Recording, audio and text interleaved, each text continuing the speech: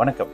நமக்கு எண்கணி ஞானத்தையும், வேத ஜோதிட ஞானத்தையும், ஆன்மீக ஞானத்தையும் வழங்கிய அனைத்து குருமார்களுக்கும் நன்றி. என்ற அதே வேளையில் இது ஒரு ஜோதிட விளக்க வீடியோ. விருப்பம் உள்ளவர்கள் தொடர்ந்து பார்க்கலாம். நமது 18 வியூஆர் யூடியூப் சேனலை சப்ஸ்கிரைப் பண்ணியிருக்கின்ற அனைத்து தோழிகளுக்கும் நமது நன்றிகள். ஓகே, இப்போ ஜோதிட விதிகளுடைய 15ல் இருக்கக்கூடிய கேள்வியும் இந்த அஸ்தகங்க பாகை விளக்கத்தில் போட்டதுக்கு வந்து நிறைய ரெஸ்பாண்ட் பண்ணியிருக்கீங்க.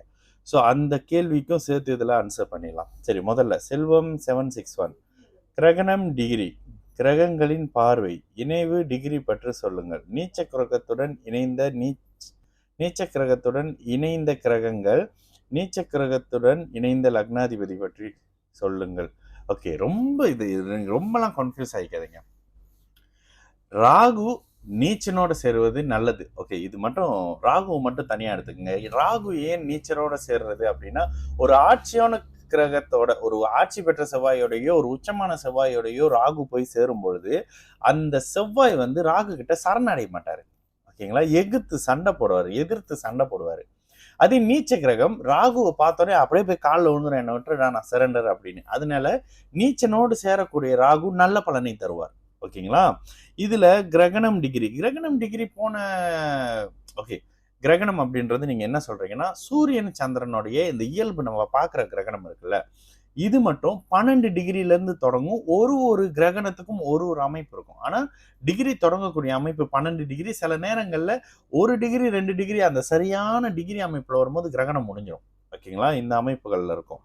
கிரகங்களின் பார்வை, ஓகே, குருவுக்கு கிரகண நிலையிலையும் பார்வை இருக்குன்னு சொல்லப்படுது. பட் சூரியனோட கம்பேர் பண்ணும்போது நம்ம பார்க்குறோம்ல, கிரகணம் ஆகும் பொழுது சூரியனே ஒளியை பூமியில செலுத்த முடியாம இருக்காரு. அப்ப அந்த அமைப்புகளை கிரகணம் ஆனாக்கா தன்னுடைய வலிமையை முழுமையாக அந்த கிரகம் இழக்கும். அதற்கு பிறகு அந்த பலனை ராகு தான் தன்னுடைய தசையிலையோ புத்தியிலையோ அந்த இடத்துக்கு கொடுப்பாரு. செல்வம், ஒரு 4 வரியில இவ்வளவு கேள்வி கேட்டிருக்கீங்க. சரி, நீச்ச டிகிரி, ஓகே, பார்வை சொல்லியாச்சு. எப்பொழுதுமே ஓகே, இந்த இணைவு, இந்த கிரகண இணைவு அப்படின்னு எப்படி தெரியுமா எடுத்துக்கோங்க, 13 டிகிரிக்கு உள்ள வரும்பொழுது, ஒரு நட்சத்திர பாகைக்குள்ள வரும்பொழுது அந்த கிரகணம் வந்து ரொம்ப அப்படியே கொஞ்சம் உக்கிரமா இருக்குன்னு வச்சுக்கோங்க. இது வந்து நான் பொதுவா சொல்றேன், இந்த சூரிய சந்திர கிரகணத்துக்கு சொல்லல. 13 டிகிரிக்கு உள்ள வரும்போது ஒரு கிரகம் ராகுவை பார்த்து பயப்படுது அப்படின்னு இருக்கும். 8 டிகிரியில இருக்கும்போது அப்படியே அலண்டு போயிருக்குன்னு வரும். 6 டிகிரிக்குள்ள வேற வழியே இல்லை, ராகுவோட சேர்ந்து பஸ்மமா இருக்கு. 1 டிகிரிலாம் சுத்தமா அந்த கிரகமே இல்லை அப்படின்ற மாதிரி ஆயிடுச்சுன்ற மாதிரியான தன்மை வரும். அப்ப நீங்க 6, 8, 13, 22, 18 இந்த அளவுல வைங்க. 13 டிகிரியை தாண்டிட்டா அந்த அளவுக்கு பெரிய டிஸ்டர்ப்லாம் இருக்காதுங்க. ராகு செவ்வாய் ஒரு 13 டிகிரியில சேர்ந்துருக்காங்க அப்படின்னா அது இணைவே இல்லை. ஓகேங்களா, அந்த இடத்துல பெரிய இது பண்ணாது. சரி, இதுல நீச்ச கிரகத்துடன் இணைந்த கிரகங்கள், நீச்ச கிரகத்துடன் இணைந்த லக்னாதிபதி லக்னத்தின் தன்மையை எடுத்து லக்ன ஆதிபத்தியம்ங்க, அதுதானங்க லக்னாதிபதி, லக்ன ஆதிபத்தியம்.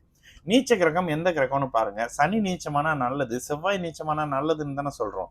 சுபர் நீச்சமாக கூடாது. சுபர்கள் வந்து நமக்கு நல்லதை கொடுக்க கடமைப்பட்டவங்க. அவங்க நீச்சமாகறாங்க அப்படின்னா அந்த இடத்துல ஏதாவது அந்த கிரகங்களின் காரக அமைப்பு உங்களுக்கு கிடைக்கும். இப்ப செவ்வாய் நீச்சமானா நீங்க கோவக்காரரா இருக்க மாட்டீங்க. சனி நீச்சமானா உடல் உழைப்பு தேவையில்லாத துறைகள்ல சம்பாதிக்கிறவரா இருப்பீங்க. ஓகேங்களா, சரி, அடுத்ததாக very nice explanation. Planet certain Hasta கிரகணம் சார். கடகராசிக்கு கேட்டிருக்கீங்க தம்பி. Wishes, thank you so much. எல்லாம் அதான் சொல்றீங்க. ஒரே ராசியில் 15 டிகிரிக்குள் இணையும் கிரகத்திற்கு தாம் ஸ்ரீ ஹரிஃப். ஒரே ராசியில் 15 டிகிரிக்குள் இணையும் கிரகத்திற்கு அடுத்தடுத்த ராசியில் 15 டிகிரியில் இருக்கும் கிரகத்திற்கும் என்ன வித்தியாசம்? ஒரே 15 டிகிரியில் இருக்க அடுத்த இல்லையே, பார்வை அமைப்பு இந்த ஓகே, ஒரு எக்ஸாம்பிள் சொல்றேனே. சிம்மத்துல குரு 15 டிகிரியில இருக்காருன்னா அவருடைய நடுமத்தி புள்ளி பார்வை தனுசுல, கும்பத்துல, மேஷத்துல படுங்க. ஓகேங்களா, அதுக்கு பக்கத்துல இருக்கிறதெல்லாம் சம்மந்தப்படுத்தாதீங்க. 13 டிகிரி தாண்டிடுச்சு அப்படின்னாலே, ஒரு 13 கூட இருந்தது அதிகபட்சம், மேக்சிமம் தெரியுங்களா.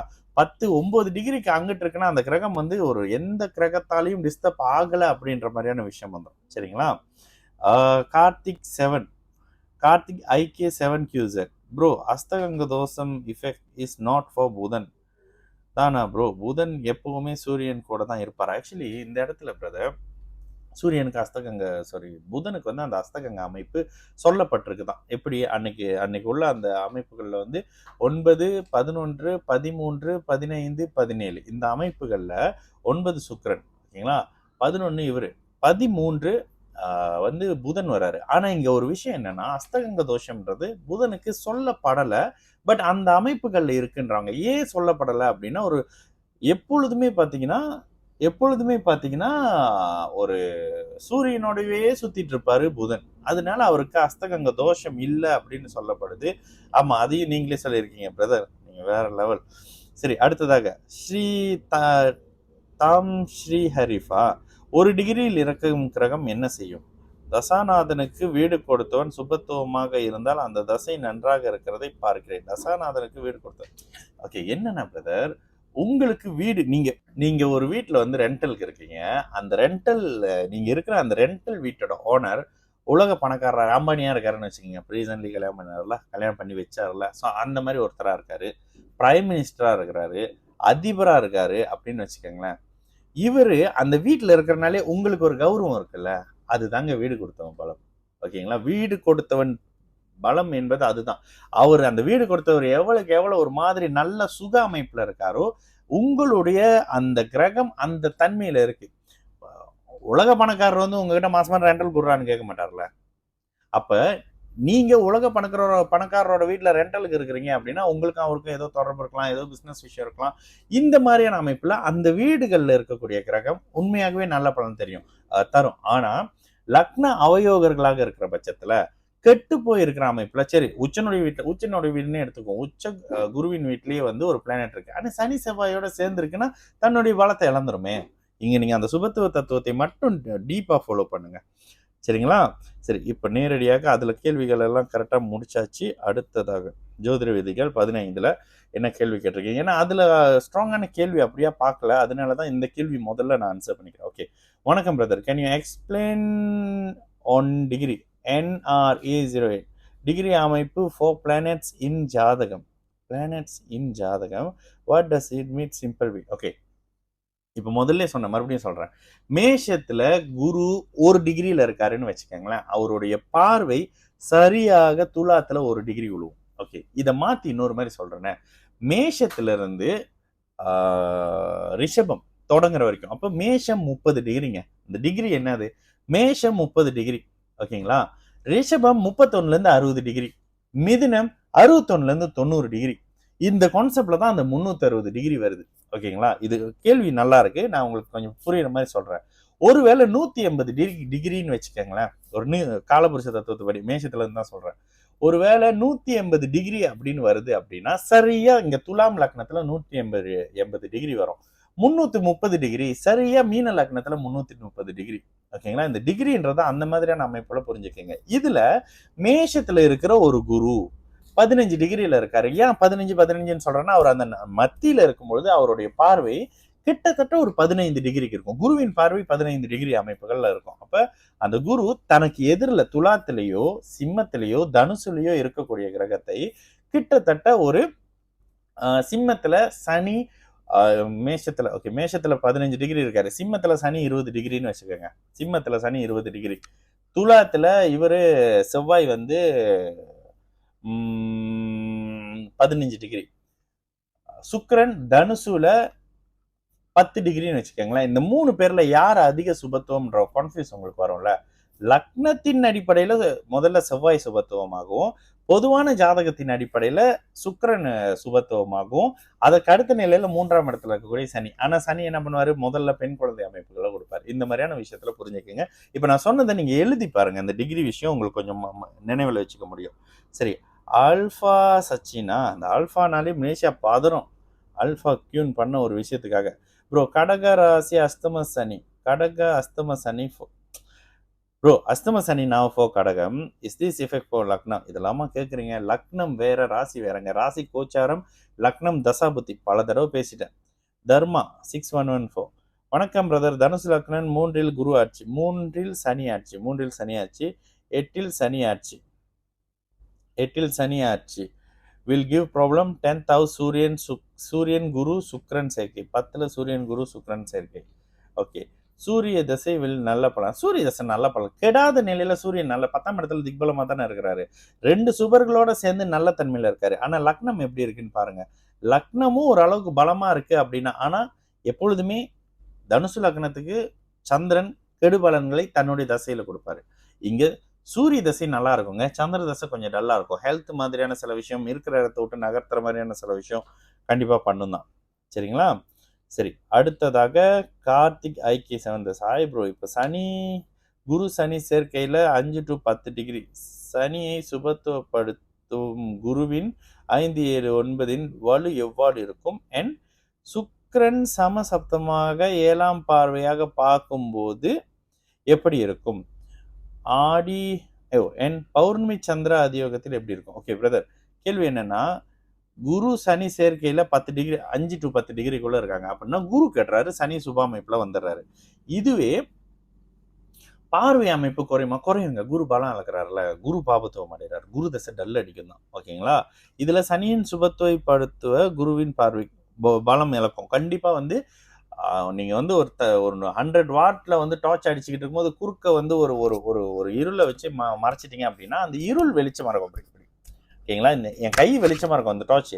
ஆனா இங்க வெளியில இருந்து பார்க்கும்போது இந்த குரு மறைஞ்சிடறாருல, இந்த டார்ச் மறைஞ்சிருதுல, அந்த மாதிரியான அமைப்பு. இதுல என் சுக்கிரன் சமசப்தமாக 7ஆம் பார்வையில பாக்குறாரு அப்படின்னா இங்க சனி அதிக சுப அமைப்புல வர்றாரு. பலம் இழந்த குருவின் தன்மையை சுக்கிரன் மறுபடியும் ஈடு செய்யறாருன்னு அர்த்தம். ஆனாலும் குரு சுக்கிரன் எதிர் ஒருத்தருக்கு ஒருத்தர் சமசப்தமா பார்த்துக்க கூடாது. அதுக்கப்புறம் ஏழ்வை பார்க்கும்பொழுது எப்படி இருக்கும்? சந்திர அதியோகம் வந்து அந்த குருவை மிளிர செய்யுங்க.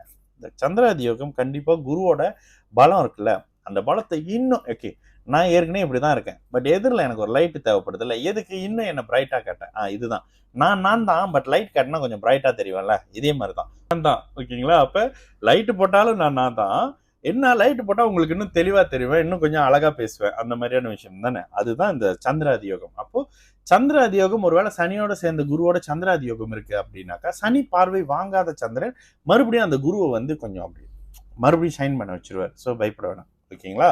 ஸோ அடுத்ததாக யூசர் HH3SX7SG, வணக்கம் அண்ணே, முன்னோர்கள் வழிபாடு செய்தால் சனி நீங்குமா? ப்ராக்டிக்கலாக சொல்லுங்க அண்ணே, காரணம் நீங்கள் சொன்னீங்கன்னா.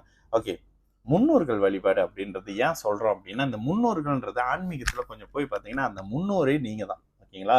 உங்களுக்கான தர்ப்பணம் ஏதோ உங்கள் தாத்தாக்கு செய்கிறேன், பூட்டிக்கு செய்கிறேன், அவங்களுக்கு செய்கிறேன், உங்களுக்கு செய்கிறேன்றது நீங்கள் திரும்ப ஜோதிட அமைப்பில் ஒரு 50 பேருக்குள்ள தாங்க திரும்ப உங்களோட அந்த கணக்கை டெலி பண்ணுறதுக்காக பிறந்துட்டே இருப்பீங்க. அப்போ அந்த விஷயத்தில் முன்னோர்கள் வழிபாடுன்றது நீங்கள் இங்கே மலேசியாவை பொறுத்த வரைக்கும் கண்ணு மண்ணுக்கு சாமி ஆடாத ஒரு சமூகம் ரொம்ப நல்லா இருக்கு. எந்த சமூகம்னு பார்த்தா சைனீஸ். ஓகேங்களா?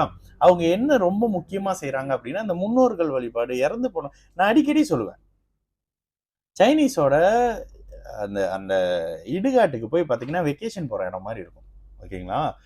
ஏன் அவங்க அவ்வளவு நல்லா இருக்காங்கன்னா, முதல்ல அவங்க செய்யறது இறந்து போன முன்னோர்கள் வழிபாடு. ரெண்டாவது அவங்க செய்யறது எடுகேஷனை ஸ்ட்ராங் ஆகுறாங்க. அதுக்கப்புறம் தாங்க அவங்க சாமி விஷயத்துக்கு வராங்க. ஓகேங்களா?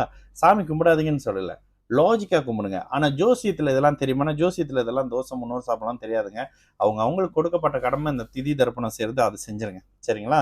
சரி, அடுத்ததாக ஹாய் ப்ரோ, வணக்கம். செவ்வாயின் 5th house பட் அஸ்தகமான சனியின் 7ஆம் பார்வை, டஸ் இட் மீன் லேட் மேரேஜா? 5ஆம் இடம், 5ஆம் அதிபதி எப்படி இருக்காருங்க? இவங்க எல்லாத்தையும் ஓகே, இப்படி மட்டும் இருக்குன்னா தாமத புத்திர தோஷ அமைப்பு தான். ஓகேங்களா? இதுல குழந்தை இருக்கா இல்லையான்றது குருவின் அமைப்பையும் 5ஆம் அதிபதி அமைப்பையும் பாருங்க. இதுல சில சமயங்கள்ல முதல்ல பெண் குழந்தை அப்படின்ற மாதிரியான அமைப்புகள் இருக்கும், அந்த மாதிரியான விஷயம் தான் இருக்கும்.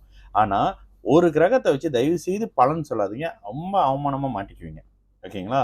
ஏன்னா 5ஆம் ஹவுஸ்ல அஸ்தகமான சனியின் 7ஆம் பார்வை வருது.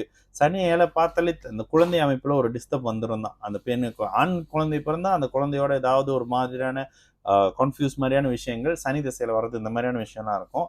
ஆனாலும் இந்த இடத்துக்கு குருவின் பார்வை நிவர்த்தி. ஒருவேளை அந்த 5ஆம் அதிபதி உச்சமாக இருக்கிறாரு அப்படின்னாலும் உங்களுக்கு குழந்தை அமைப்பு, லேட் மேரேஜ் அமைப்பு கண்டிப்பா இருக்கும். அந்த வீடு கொடுத்தவர் எப்படி இருக்கிறாரு, 5ஆம் அதிபதி எப்படி இருக்கிறாரு, இதெல்லாம் பார்க்கணும். குரு எப்படி இருக்காரு, 5ஆம் வீடு நல்லா இருக்கு, 5ஆம் ஆதிபத்தியம் நல்லா இருக்காரு, ஆதிபத்தியத்துக்கு இது பண்றவர் அந்த வீட்டினுடைய ஓனர் 5ஆம் அதிபதி நல்லா இருக்கிறாரு, குரு நல்லா இருக்கிறாரு, குரு எல்லா வகையிலையும் 5, 9ஓட சுபம், 5ஆம் இடம் சுபர் தொடர்புல இருக்கு, குருவே ஸ்தான பலத்தோட இருக்காரு, 5ஆம் அதிபதி ஸ்தான பலத்தோட இருக்காரு.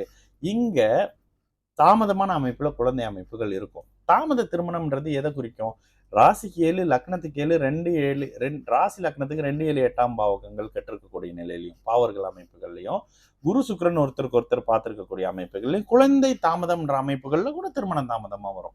ஓகேங்களா? இந்த மாதிரியான கான்செப்ட்ல தான் இருக்கும். சரிங்களா? சரி, மீண்டும் வேற ஒரு நல்ல ஒரு வீடியோல சந்திக்கலாம். நல்லது நடக்கும். எல்லாரும் நல்லா இருப்போம். வணக்கம்.